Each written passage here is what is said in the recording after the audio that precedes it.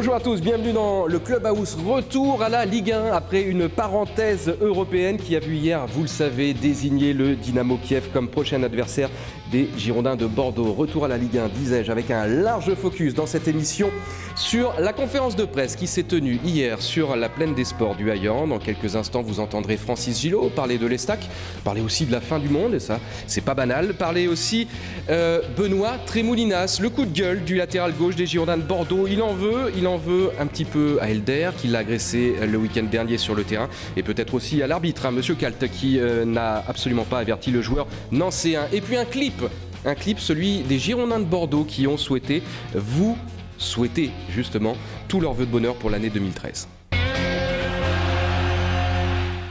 Allez, sous vos applaudissements, on débute cette émission avec la plus belle des chroniqueuses du PAF. Candice, bonjour. Vous allez me faire rougir. Bonjour messieurs, vous allez bien ? C'est très bien, ça se voit pas sous le maquillage. C'est ça, c'est sympa. Avec Hervé Faléieux, le directeur marketing et événementiel des Girondins de Bordeaux. Bonjour. Bonjour Emmanuel. Bonjour Hervé, ça va ? C'est très bien. Avec vous, dans quelques instants, on va aborder cette 19e journée de Ligue 1, mais sous un aspect un peu différent. C'est le match de Noël et vous organisez énormément de festivités autour de cette rencontre. Un grand village à l'entrée du stade. On va en parler dans quelques instants. Juste avant, on s'intéresse à la conférence de presse qu'a tenue hier Francis Gillot sur la plaine des sports du Haillan. Il a été question, bien évidemment, de la réception de l'Estac demain soir, mais aussi de la fin du monde. Ben oui, c'était hier soir, minuit 30, je crois, la prédiction Maya. Il en a été question, les journalistes lui ont posé la question. Avec beaucoup d'humour et d'ironie, il y a répondu. On écoute. Vous pensez que ça va essayer de finir en beauté, la première partie ? Ouais, finir en beauté l'année, ça serait intéressant de partir sur une bonne note, puisque depuis 15 jours on piétine un peu, donc il ne faut pas oublier ce qu'on a fait avant, et le meilleur moyen c'est de terminer par une victoire, 3 points, pour repartir avec 31 points à la trêve, ce qui serait déjà pas si mal. Ils sont compliqués à préparer ces derniers matchs de la journée ? Non, là franchement, non, parce que déjà on joue à domicile, je pense que c'est important, parce que quand on joue à l'extérieur, parfois il y a des joueurs qui demandent pour rester sur place ou partir de l'endroit où on joue, donc là c'est à domicile, c'est plus simple. Vous dites on piétine depuis une quinzaine de jours, c'est quoi ? C'est un peu l'accumulation de fatigue ? Non, mais avant la série de 5 matchs en 12 jours, là, je vous avais dit que ça allait être une série très très compliquée à gérer. Bon, dans cette série, on n'a quand même pas perdu.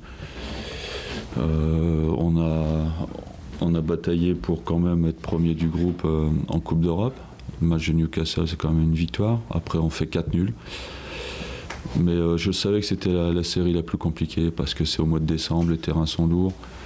Il y a de la fatigue et puis voilà, il y a un peu de lassitude, mais bon, on a quand même limité la casse. On a eu un très bon mois de novembre où on a pris 9 points sur 12, et puis le mois de décembre un peu moins bon, on a pris un point par match, mais il ne faut pas oublier ce qu'on a fait avant, donc c'est pour ça, finir par une bonne note contre 3, ça serait quand même intéressant. Avec un terrain qui va pas être terrible. Oui, bien sûr. Ouais. Ouais, mais bon, on a eu une semaine pour récupérer, donc là on n'est plus dans une série de matchs, donc ça sera quand même un petit peu plus facile au niveau physique. Le fait de ne pas avoir Aubragnac, on remarque que vous n'avez pas gagné depuis que Aubragnac n'est pas là.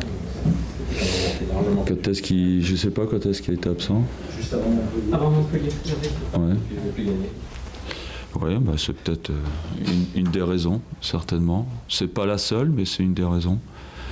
Un garçon qui apporte quand même au niveau offensif des choses très très intéressantes.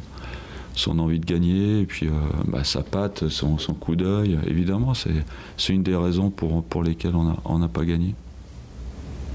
Et vous avez revu les images de Nancy ? Oui, bien sûr. Physiquement, et vous en avez quand même attendu. Ouais, ils nous ont attendu plus que la moyenne, puisque Benoît en a payé les conséquences d'un carton. En fait, il aurait dû avoir carton rouge.